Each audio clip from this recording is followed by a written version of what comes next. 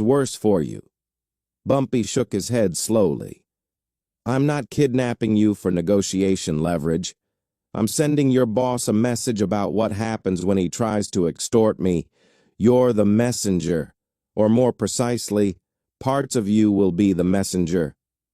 Scalise's eyes went to his immobilized hands and the man with the surgical kit. Terror began replacing defiance. What are you going to do? You can't. This is insane. Bonanno will destroy you for this. Bumpy's expression didn't change. Mr. Scalise, you used your hands to present Bonanno's proposal. You literally handed me documents demanding half my profits. Those hands committed an act of disrespect and attempted theft. They won't commit such acts again. All 10 of your fingers will be removed.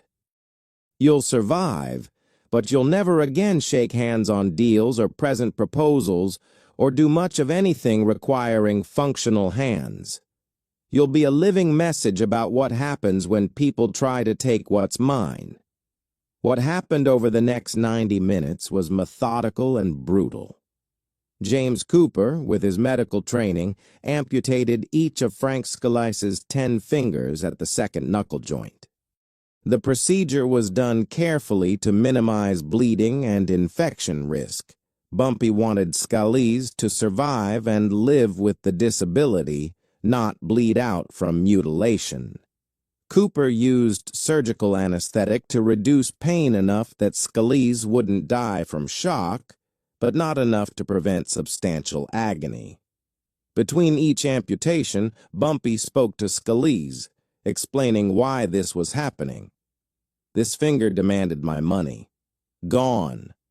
This finger pointed at documents outlining how Bonanno would take my profits. Gone.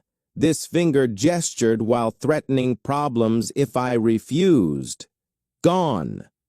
Scalise's screams echoed through the warehouse. He begged, pleaded, promised anything to stop the systematic destruction of his hands. But Bumpy was implacable. Each finger was removed and placed in a container with preservative solution and ice.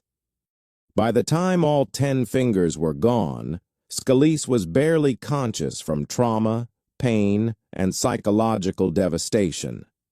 His hands were bandaged heavily to control bleeding. He was given medical attention to stabilize him and prevent terminal complications.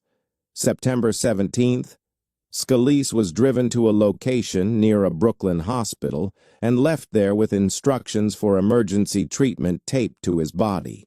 Hospital staff found him and provided care. The medical report described traumatic amputation of all 10 fingers from both hands.